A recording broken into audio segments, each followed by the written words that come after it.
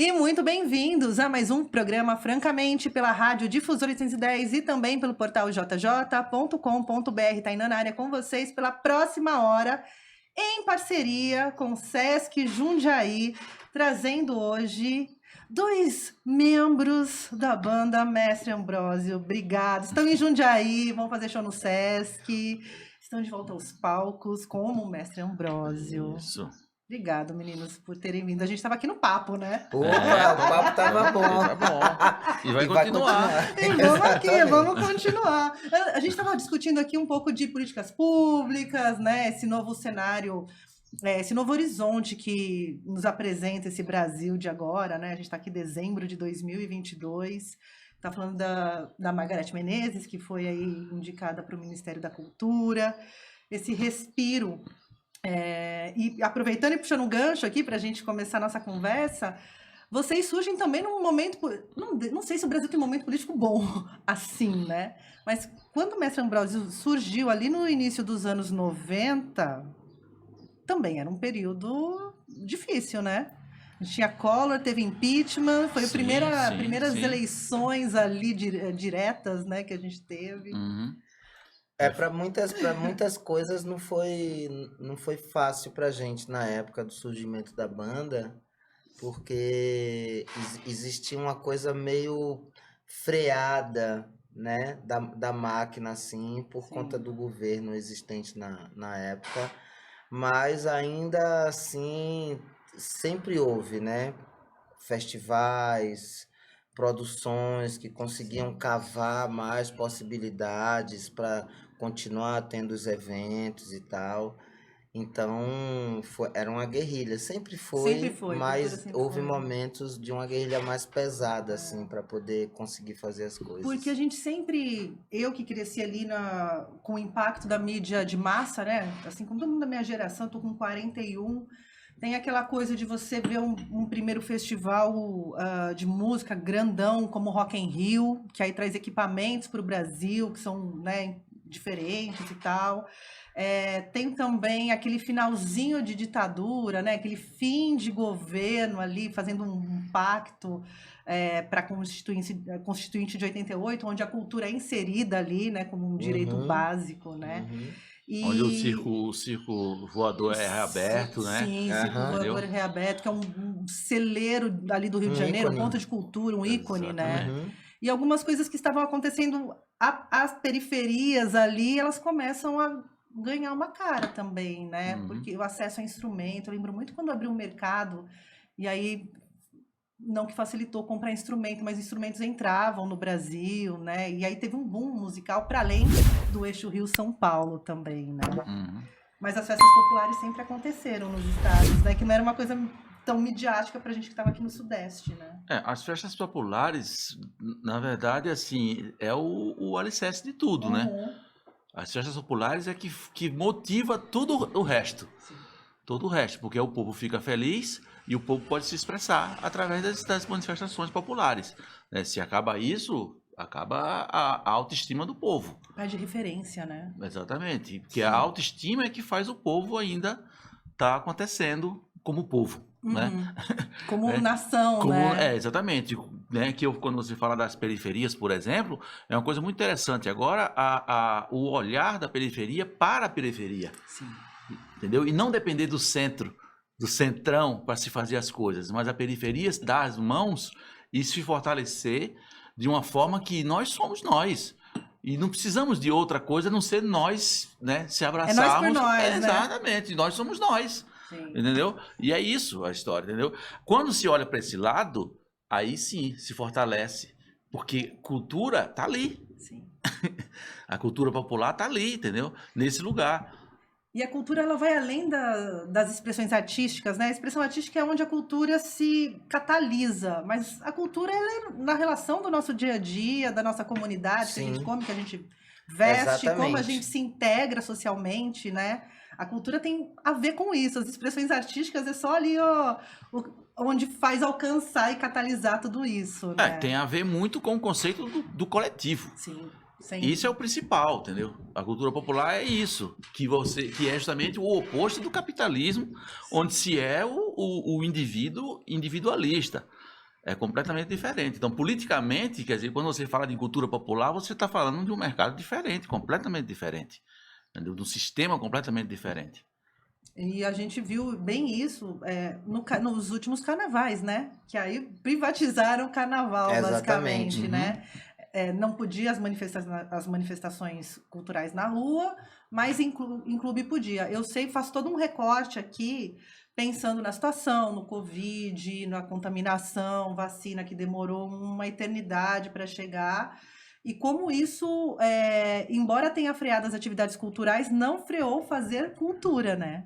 Os artistas continuaram produzindo, né? É que Cultura. tem aquela coisa da cultura popular e a cultura de mercado, né? Que sempre caminhou paralelamente. O carnaval, muitas pessoas, né? Muitos sistemas montaram toda uma vida a partir da questão das culturas populares, né? Ou seja, sempre teve aquele viés que lucrava com aquilo. Sim.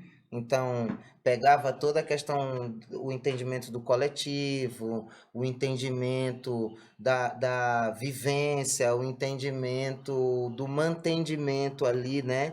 Que uma comunidade de maracatu, de cultura popular em geral, né? Enfim, de todo e qualquer lugar do Brasil.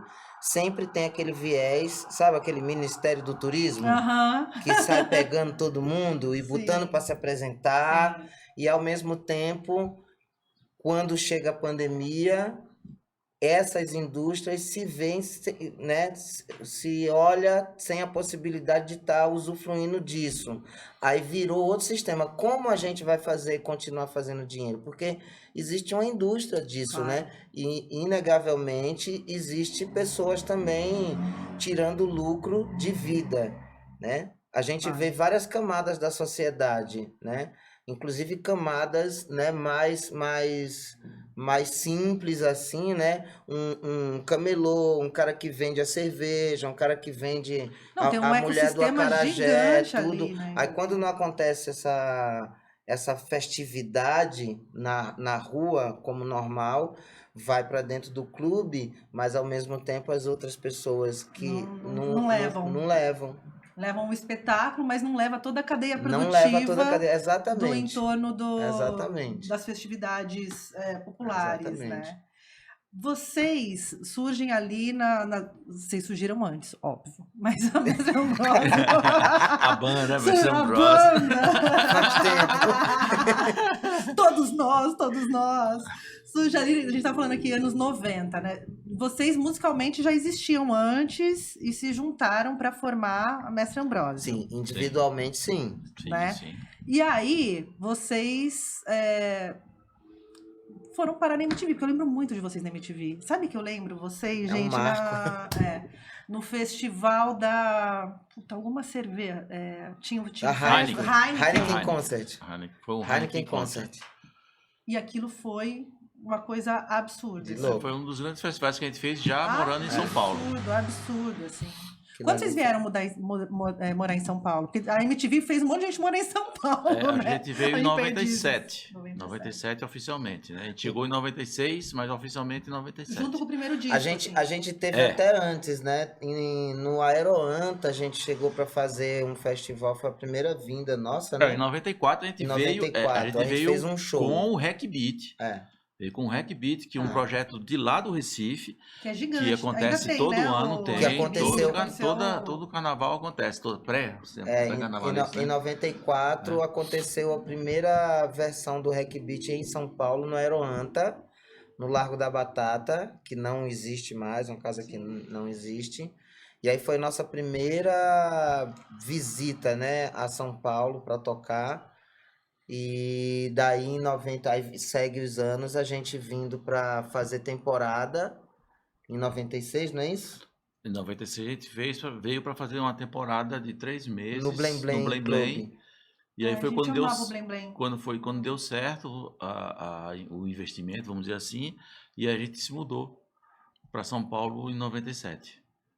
Aí a gente assina com a Sony Music, aí segue o barco, segue o baile. Aí, Antes disso, disco, antes disso, a gente tem feito o primeiro álbum, né? que foi com o Lenine, que Com o Lenine Lenine e produziu. Suzano. Lenine e Suzano produziram, Max com o Suzano. Denilson Com o também. Denilson, que- engenheiro de som, engenheiro de fazendo som. toda a mix e tal, master. E aí, assim, chega São Paulo, porque São Paulo e Rio sempre tiveram uma arrogância muito grande, que tudo que era produzido aqui era música popular brasileira e o resto era tudo música regional. Sim, Né? É, O Brasil era Essa dividido. linguagem é muito... imitadora. Deus do Ah, não, céu. vocês fazem música Separatista, regional. né? Total, Com é certeza. racista, É. preconceituosa. Né? Exatamente. E aí vocês chegam em São Paulo e aí vem todo o movimento, vem o Chico Sainz, lembro muito do Fred 04 também na Mundo Livre S.A. Mundo Livre S.A. na MTV. Eu lembro que foi Sim, um boom. tomaram posse, assim, né? De linguagem, de estilo. E aí toda a sonoridade que acontece no norte e nordeste do Brasil começou a fazer parte da vida do Sudeste, né? E isso muda bastante a cena de São Paulo, né? Isso vai trazendo outros Muda. elementos, né? Para televisão, mídia, né? Que é acho importante pontuar. Veio uma onda, foi uma onda gigante, né? Que se formou lá, que se distribuiu pelo país, assim, influenciou muitas coisas, muitas pessoas, muitas cantoras, cantores, Sim. bandas, né? Até os instrumentos que se usa em palco, né? Exatamente. Porque a gente nós tivemos os baianos vindo Sim. para o Rio, São Paulo, né? A gente teve já esses movimentos, mas eles foram, vou usar uma palavra horrível, mas meio que pasteurizados pela indústria fonográfica, né? Tanto que Sim. o Fagner sempre foi um cantor regional, nunca foi um cantor de música Sim. popular. Depois Alceu Valença. Alceu, Elba Ramalho. Elba Ramalho, Elba Elba Ramalho. maravilha, Zé olha que Ramalho. Zé Ramalho, Geraldo Azevedo. Mas era uma galera que se mantinha num recorte, né, Sim. fonográfico, assim. Às vezes, o que eu percebo também é que era uma galera, e a gente percebe isso quando a forma que a gente entra, a forma que a gente se mantém dentro de uma gravadora, já tinha outro tipo de comportamento para essas pessoas que vinham, esses artistas que vinham desses anos 70, 80 e tal, que se mantinham, eram mantidos dentro da gravadora sob um certo controle, né? E era enquadrado dentro dessa questão do regionalismo. Sim, que daí Então, podia eles ter se a mantinham prateleira ali lá, né? e tudo bem. Produziam forrós. Tanto é que você pega os discos de Elba Ramalho, assim, você vê dentro da gama de música, de repertório que ela tem determinados momentos que ela alça voo para outros lugares. Em música mesmo, em repertório ali. Mas não vai. Aí ela volta. Aí, sabe? O próprio Zé Ramalho também tem determinados discos que ele alça voo, assim, para coisas mais modernas da e tal, e mas volta. E quando vem o movimento Mangue Beat, é outra leitura. Vem uma galera, a própria cidade já começa a fomentar isso em todas as áreas. Cinema, literatura, né? Poesia, os próprios grupos de dança, balé e tudo mais, tudo era muito efervescente, e essa vontade de não cumprir um recorte de enquadramento ali, era furar essa bolha. E eu acho que o movimento Mangue Beat, né, as bandas conseguiram furar essa bolha e ir para outro patamar. Esse lugar de gravadora, a gente não tem mais essa indústria fonográfica como era nesse modelo, né? Essa indústria 360 ali que cuidava cuidava do artista. Ainda bem temos outros modelos, né? Outro dia eu tava vendo, porque a Sony Universal é sócia do Spotify. Falei, eles vão mudando de cara, mas eles estão sempre dentro do sistema, né? Uns bichinhos. Vão mudando só a roupa. Você vai, sabe Scooby-Doo, que você vai tirando a máscara, aí você tira a máscara, vai tirando, né? E é a mesma pessoa ali por trás. Mas esse lugar de gravadora, vocês ficaram na Sony, né? 3 anos, 4 anos. É um selo Caos, que era o selo que tinha ligação com a Sony, né? Tava ali na Sony. Mas era um selo que já Mais trabalha independente. um Ia pouco perguntar mais justamente independente, com uma leitura um pouco diferente desse universo formato. que o Maurício está falando, já pensando num outro formato que tem muito a ver com a tecnologia. Sim. Que é essa mudança para esse momento de hoje, por exemplo, né? Então é um processo da digitalização até chegar o dia de hoje que é tudo virtual, né? Então a indústria fonográfica acaba colocando parcerias, né? Entre aspas, Que é um ali risco dentro. mais baixo, né? Exatamente. Você pega um independente, põe embaixo do braço aqui para fazer umas apostas, né? Que é o olhar do mercado, né? Ele vai olhando, o mercado ele nunca vê o momento real, aquele momento que ele está vivendo. Ele está vendo sempre na frente. Exatamente. Ele está vendo sempre na frente e fazendo a coisa acontecer. Aí os consumistas, né? Os que consumem é que vive aquele momento real ali. Sim. Mas a pessoa, a empresa que está fazendo o mercado, está muito mais na frente. Já está muito mais na frente. A tecnologia está conectada diretamente com o mercado, entendeu? Então você quando vê um momento de música digital, onde você já não tem mais referência nenhuma com o artista, de ler um livro, ficha técnica, não sei o que, nada disso. Você só escuta a música e de má qualidade, porque a qualidade que vem nos aplicativos já é uma qualidade mais baixa, entendeu? E aí que retoma a parte cultural, né? Que é a parte interessante da coisa, que é o que sustenta a coisa, volta o quê? Por falta da cultura tradicional da música, vem o vinil. Ele retoma de uma forma muito forte. Por quê? Porque o mercado foi para um lado que é só o dinheiro. Sim. Não tem qualidade. Aí os artistas, né? Aí o artista vai buscar ali a qualidade musical. Sim. Entendeu? E aí vem os LPs, os discos voltam acontecer. E aí é uma outra cadeia formato. também, porque daí você tem o design gráfico, você tem outros espaços para se apropriar daquilo que você está oferecendo. Que é uma coisa que aconteceu quando acontece o movimento Bang Beat, né? Que na verdade não é uma coisa que acontece assim do nada. É um processo que vem de anos, né? Porque o movimento Bang Beat vem com influências de outros movimentos que aconteceram antes. E quando chega nesse momento, é uma confraternização cultural daquele lugar. Sim. Entendeu? Uma confraternização cultural, porque as pessoas reconhecem e conseguem ali, naquele momento, se enxergar e buscar a sua autoestima naquilo que produz. Entendeu? Porque passa a pertencer a elas. Sim. Exatamente. Né? Começa a ter o quê? Propriedade. Sim. Entendeu? Porque o mercado sempre se separou as coisas. Por exemplo, Alceu Valença era o artista pernambucano, mas é o Alceu Valença. Entendeu? Aí quando vem o movimento do Bang Beat, aí vem Mestre Ambrosio, vem Devotos, vem... Nossa, adoro Devotos. Nação Zumbi, Chico Sainz, vem um monte de coisa, além da arte plástica, a moda, entendeu? Vem tudo junto. Não, o sotaque, porque aqui é uma coisa de tudo... Na música, que eu percebo, anos 80, essa coisa de... A música que toca em novela, que toca na FM, você tem que tirar o sotaque. Não pode ter acento.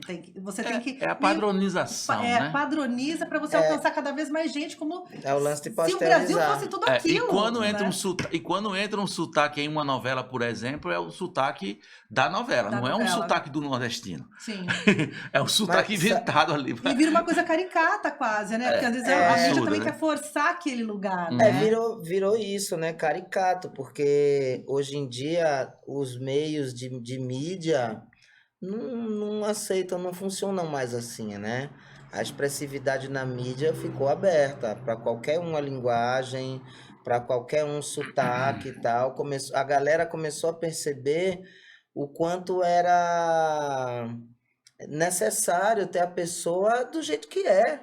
Sim. Meu corpo, minha regra, entendeu? Minha fala, eu falo assim, o meu sotaque é assim, eu vou representar a minha terra, eu tenho cultura, eu tenho a minha cultura, eu vou defender a minha cultura. Então, os meios de comunicação que se mantêm ou se mantiveram lá atrás com essa pasteurização, era uma forma de apagamento, né? Era uma cópia Sim. de um sistema americano, inglês, de TV, Aquele de várias grande projeto coisas. de eugenia que está aí no É, Brasil já, né? Há umas centenas Tem de uma coisa anos. interessante para mim é como se fosse, não sei se você lembra, mas as rádios comunitárias. Sim.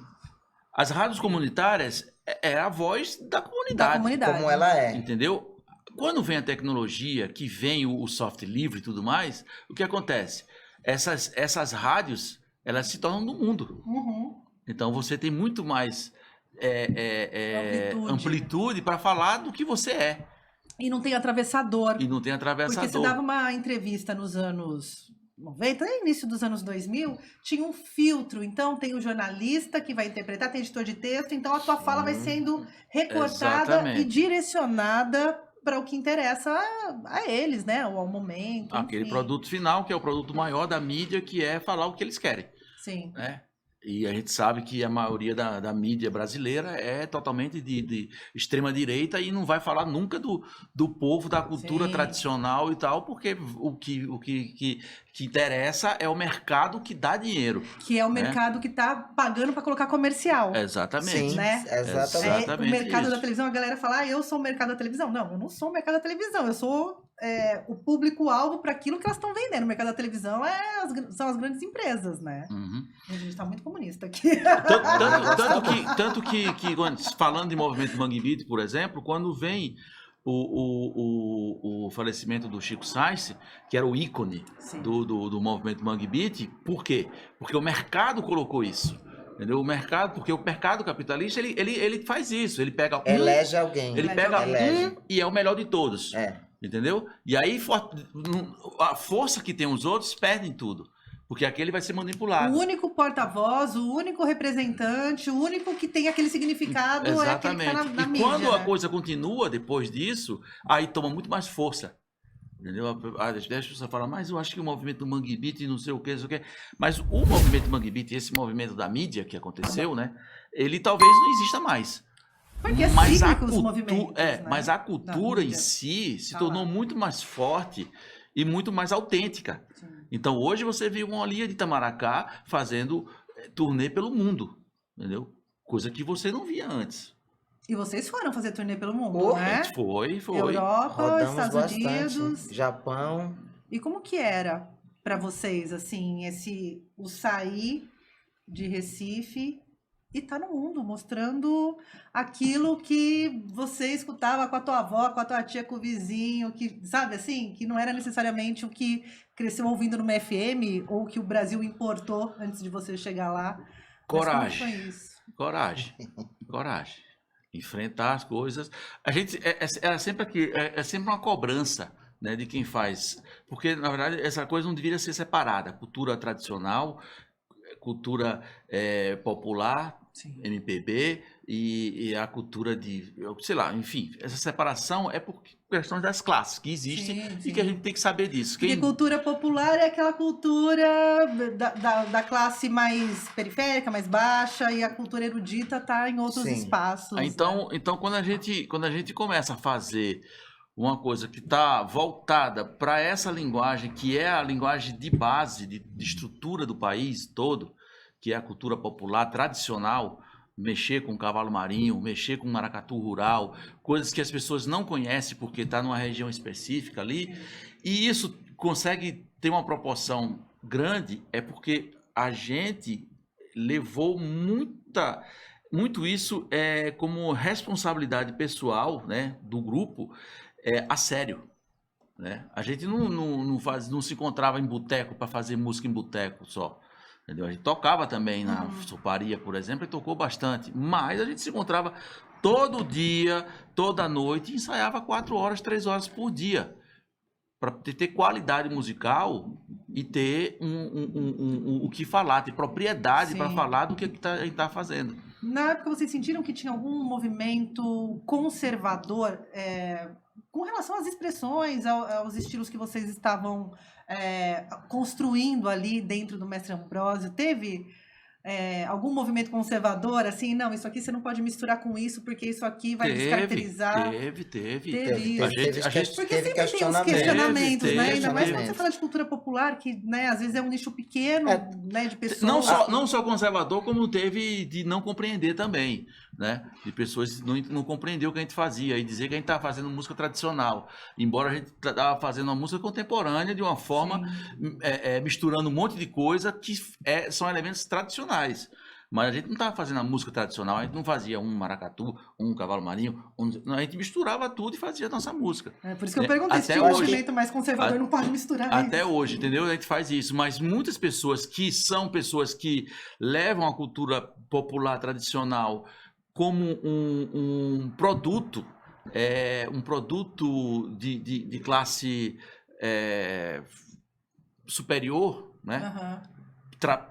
Se apropriando disso, não como sendo daquele povo, mas sim vai lá, tira e utiliza isso. Põe na vitrine de uma outra loja, uma outra perfumaria. Que são pessoas que são exatamente. estudiosos, tudo mais, a maioria brancos, né, tudo mais, que simplesmente, eu digo, que conservavam informal as coisas, porque chegava no período, estudou a música tradicional dos anos 70. E só existe até ali. E parou.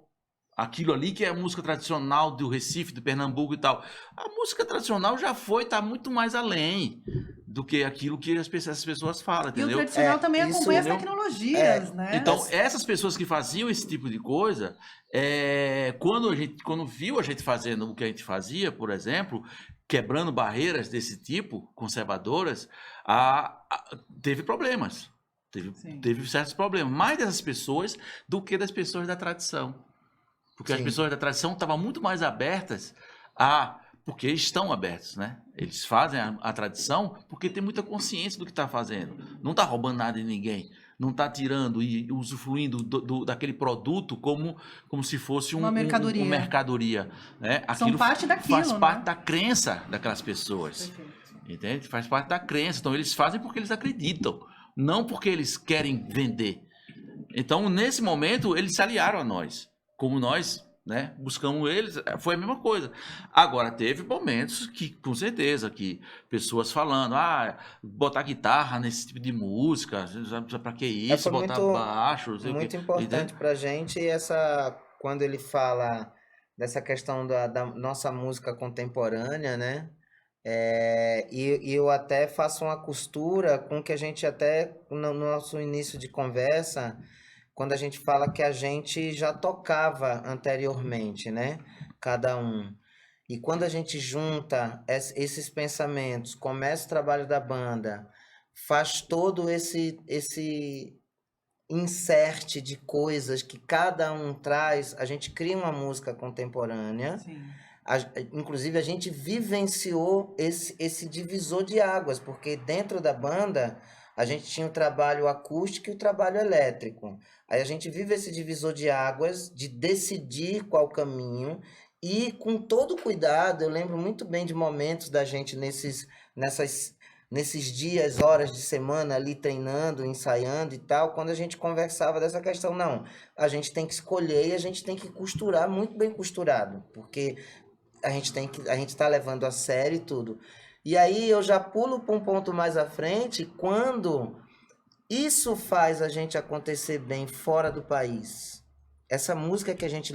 Fora do nosso estado, né? Dentro, aliás, do nosso estado, porque existia um nicho de público que queria ouvir, que se identificava com a nossa música. Então a gente cria um nome, né, muito forte, mas esse nome ele passa a ser mais forte ainda quando ele sai, quando ele conquista São Paulo, conquista o Sudeste, né, conquista o Sul, como a gente fez grandes shows também, conquista Bahia, Salvador, quando a gente consegue, depois de um tempo de banda, consegue adentrar Salvador, que não era fácil. Gente, né? Então, eu lembro muito bem, quando você pergunta essa questão de como foi pra gente fora do país e tudo, exatamente essa essência que a gente condensou de várias coisas, de várias tradições, de vários tipos de música, inclusive a representatividade do rock and roll, né? numa linguagem nordestina, numa tradução de corpos, de pessoas, de vozes, de riff de guitarra vindo, né, de mãos nordestinas, a gente ganha o mundo com um caráter musical muito forte. Então a gente via plateias assim ficarem ensandecidas fora em festivais, Bélgica, Sphinx Festival, Rudolf Então, porque às Stad. vezes você, na Europa, enfim, tem menos barreiras do que a própria cultura brasileira, né? Você tem menos barreiras Exatamente. ali de... Entre aspas, assim, é porque a gente também tocou em festivais que é para esse World público. Music. World Music. Em festivais que é para esse público que tá curioso, Que já tá aberto. que tá aberto para ouvir uma coisa nova, mesmo que seja velha. Entende? A gente não foi, tanto que quando a gente foi, uma das últimas turnês que a gente fez, que foi para a Ásia, a gente queria muito tocar em Tóquio, mas tocar em um clube, tocar em um lugar onde o povo mesmo escutasse a gente, e não a gente fosse em lugares, em teatro e tal, que são pessoas diferentes, por incrível que pareça, são pessoas diferentes. E a gente conseguiu tocar em Tóquio, foi um show completamente diferente dos outros que a gente fez. Sim. E quem que era o público de Tóquio? Quem que era o público de vocês, assim? O público da noite, o É, público da porque noite. de balada, De balada, e tal. entendeu? Porque tem bandas que vão fazer shows no exterior, por exemplo, tem bandas que vão... O Rastapé veio aqui, eles falaram, não, a gente foi fazer um show, e era um público brasileiro, que estava lá na plateia do show. Então, isso. E talvez assim, nos Estados Unidos rolou um pouco disso. De ter comunidade, Da comunidade brasileira e tal. Mas quando a gente foi para a Europa e para a Ásia, por exemplo, não teve muito essa comunidade brasileira. Tinham brasileiros. Tinha um brasileiro, mas misturado com mas tudo. não era aquele show para a comunidade brasileira. Não. A gente sempre tocou nesses festivais World Music, né? A gente foi pro Japão, né? Que a gente foi através de uma instituição chamada Mion. É Mion, né? É Mion. Mion, que já tinha seus teatros, já tinha seu público, né? E que eles já trabalhavam com essa relação de intercâmbio cultural, tal. Então já tinha uma coisa já preparada, né? E já sabendo que o Mestre Ambrósio ia, e era uma cultura específica do Nordeste, do Brasil, tal. Então a gente foi muito bem aceito nesses lugares, entendeu? Mas mesmo assim eles não sabiam que tipo de música era essa que a gente estava tocando. Por quê? Porque o mundo todo só sabe o que é bossa nova, o que é samba. Aí estava nessa época chegando um pouco desse axé, né? Desse axé do mercado axé music, não do movimento afro, né? Baiano que aconteceu antes, né? Que até impulsionou esse movimento axé. Só que daí escolheram uma pessoa, colocaram lá de porta-voz, assim como escolheram em outros momentos. Que aí os produtores tomaram conta, e os produtores eram aqueles que tinham dinheiro, aí quem tinha dinheiro era justamente quem contrata, quem paga. Exatamente. Então aí exclui os negros, que, né? Que são como é que se diz? Dono da propriedade ali da coisa, entendeu? E exclui eles e põe os que são brancos, que mais aceito pela sociedade. Só um parênteses, assim, esse ano que a gente teve eleição, teve a primeira mulher negra eleita na Bahia. Não lembro qual foi o cargo. Eu falo, gente, como assim? Como assim? Primeira mulher... Exatamente, assim. Negra eleita na Bahia, racismo estrutural, exatamente, né? Exatamente. E é assim, o Brasil é todo assim. Entendi. Todo assim.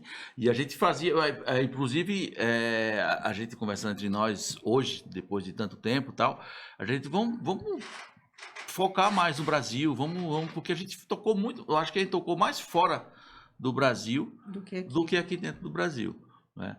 Por causa desse comércio do Brasil, que é um comércio musical que são produtos inventados por produtores, né? Essa música sertaneja que não é sertaneja, esse forró brega, sei lá o que, eletrônico que não é, entendeu?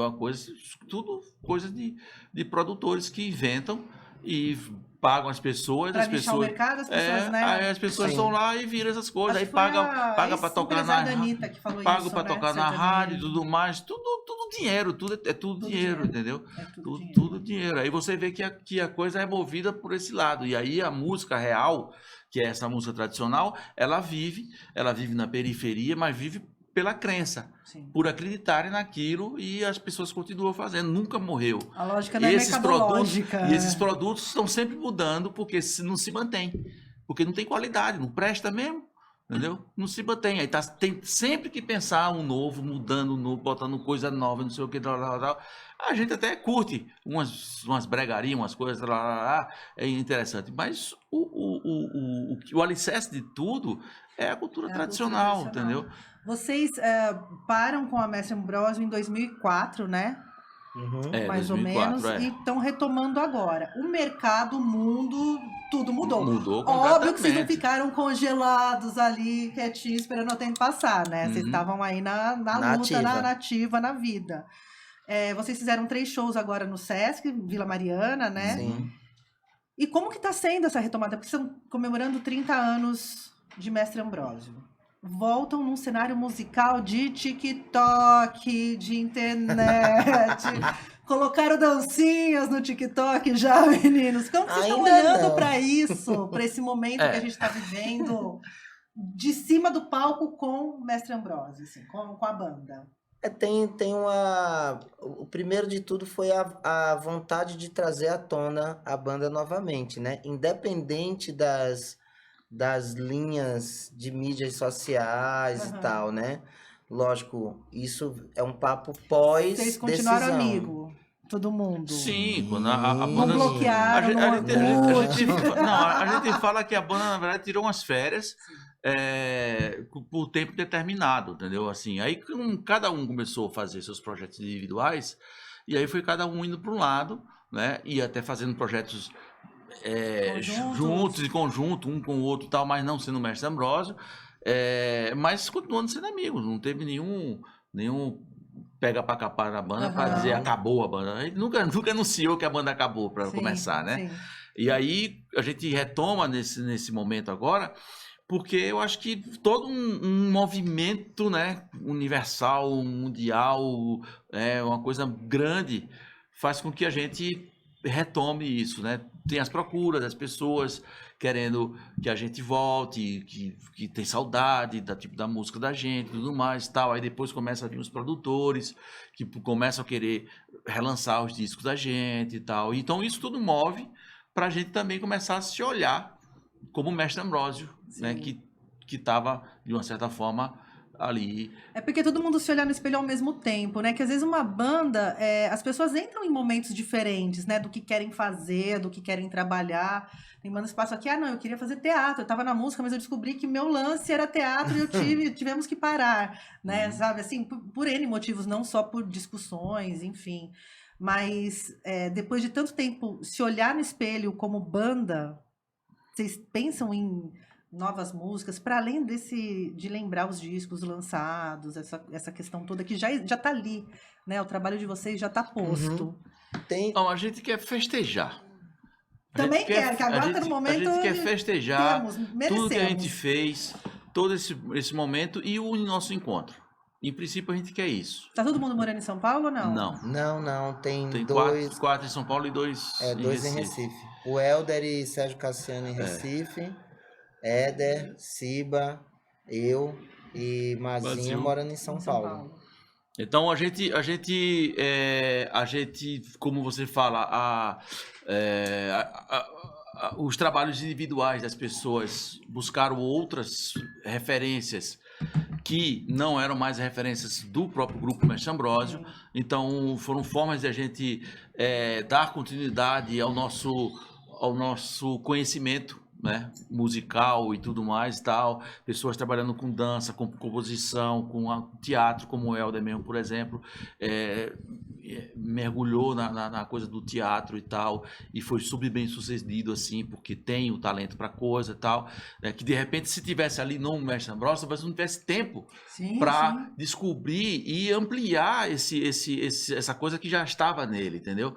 Então, acho que esse momento do Mestre Ambrósio parar foi um momento para, a gente recarregar nossas baterias com esses conhecimentos, cada qual buscar um pouco mais das suas coisas, como eu, por exemplo, comecei a trabalhar muito dando aula, fazendo workshop, muita coisa, o Maurício já enveredou por outras coisas, cada um, né, fez o seu trabalho que que é um trabalho mais pessoal, né? Que quando a gente volta, tudo isso faz parte desse encontro, mas como é muita coisa, a gente chega e diz, ó, vamos fazer uma lembrança desses 3 discos que a gente fez e comemorar todo esse material que é super interessante e buscar esse público antigo que conhece a gente e cativar esse público novo que está super curioso de conhecer essa banda num palco. Sim. Porque, assim, pensando assim rapidamente, muito por cima dos algoritmos do Spotify, não tem nada tão diferente quanto vocês, ou meu algoritmo está muito mal calibrado, acontecendo neste momento, assim. Tô falando os top 50 do Spotify, de repente, Brasil, né? Tem umas coisas ali que são muito parecidas entre si, né? Mas é uma fórmula que já tá ali, tá batida, não tem uma coisa diferente acontecendo, né? Porque as pessoas também, principalmente os artistas que têm que lançar um hit por mês, né? Porque tem que ter 1 milhão no TikTok, tem que ter 1 milhão no Spotify, tem que ter 1 milhão, né? No supermercado. Elas também estão seguindo ali uma receitinha de bolo, né?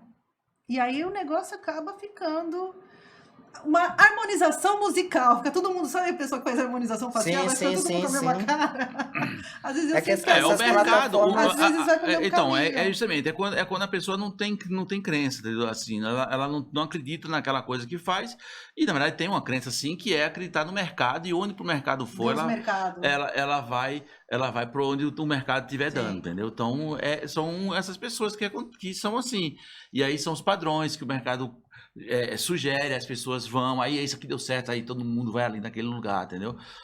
Tanto que a banda Mestre Ambrosio, o grupo mesmo, foram um dos primeiros a trabalhar de uma forma X, que vieram outras pessoas da mesma região, ou até de outras regiões, influenciado no Nordeste também, pela música da gente, vim fazer um trabalho parecido, similar, mas não igual, né?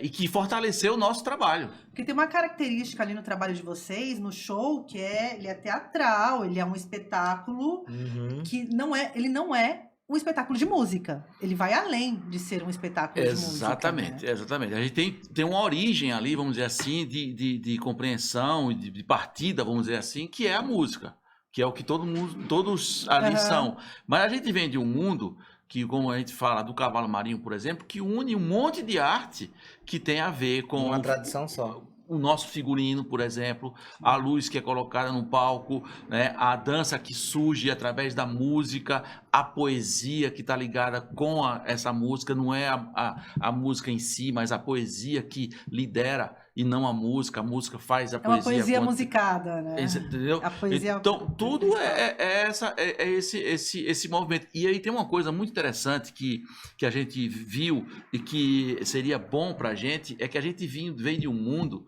né, do século passado, né, que não tinha essa tecnologia, por exemplo, de registro nossa, do grupo, e que a gente poderia aproveitar muito bem isso agora, para registrar tudo que a gente fez, mas de um formato mais atual, né? Como Instagram, como vídeo no YouTube, como, enfim, várias ferramentas, né, que hoje tem, que antes não tinha.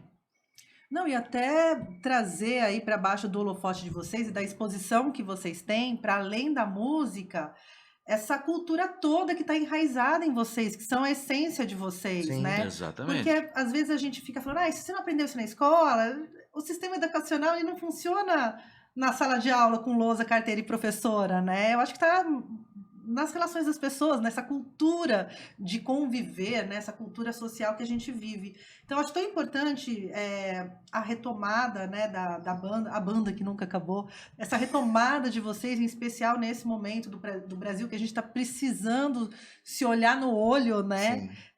Amenizar esse ódio que tomou conta, esses muros e fronteiras que foram levantados de estado em estado, né?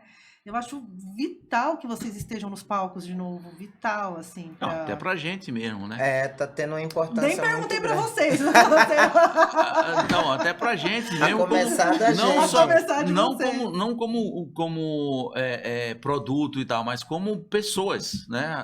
Nós nos conectando para fazer esse trabalho novo é uma nova conexão, porque são pessoas diferentes daquele momento Sim. passado, né? Mas está fazendo uma música que é do passado, mas ela está super Atual. ela está muito Atual. super atual, porque a gente tem esse conceito que é do tradicional, que está sempre presente no atual, sempre como a fala do próprio Siba fala, né? Que essa música tradicional é a vanguarda da nossa cultura, entendeu? Não só a música, mas essa relação de classificar a música tradicional como uma coisa menor, como uma coisa que é de gente pobre, que não sei o quê, como tirar, é uma forma de excluir, Apagamento. Sim, excluir de apagamento dessa cultura popular. Mas, na verdade, ninguém reconhece, né, que não quer reconhecer, na verdade, que tudo que acontece além disso depende dessa cultura popular, dessa música tradicional.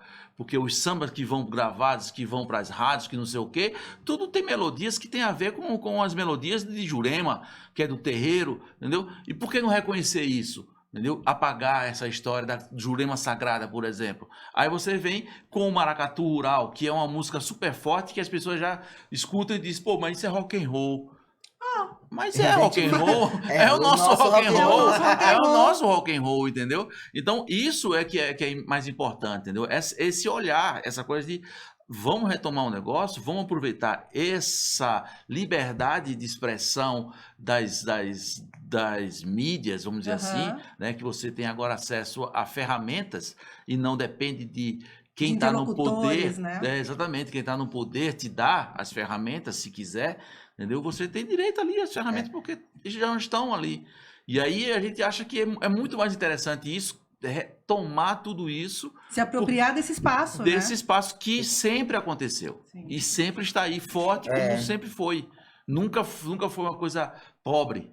Entendeu? Nunca foi. Não é uma coisa passageira.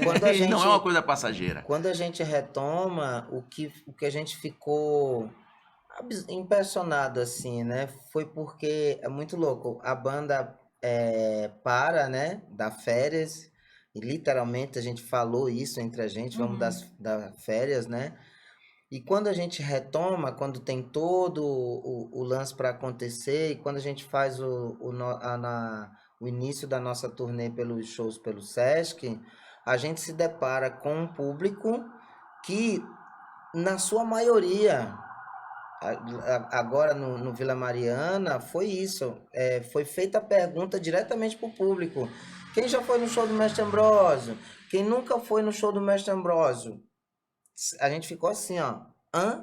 Por tantas pessoas que nunca tinham visto, né, o Mestre Ambrósio, que estavam vendo o Mestre Ambrósio por ali, mas por conta de uma mídia, de uma coisa que se mantém ali, né? Porque depois que você filma, muitas pessoas conheciam o show da gente pelo Heineken Concert, por exemplo. Sim, mas eu vi, mas vi pelo show lá, daquela marca lá que tem lá no YouTube. É muito louco, então você não tem como correr das mídias, dos formatos. E tinha o Bem Brasil também, sim, né? Bem Brasil a gente fez muito. Nossa, eu amava aquele programa. A gente fez muito, no Sesc Interlagos. Parte da minha formação, aquilo.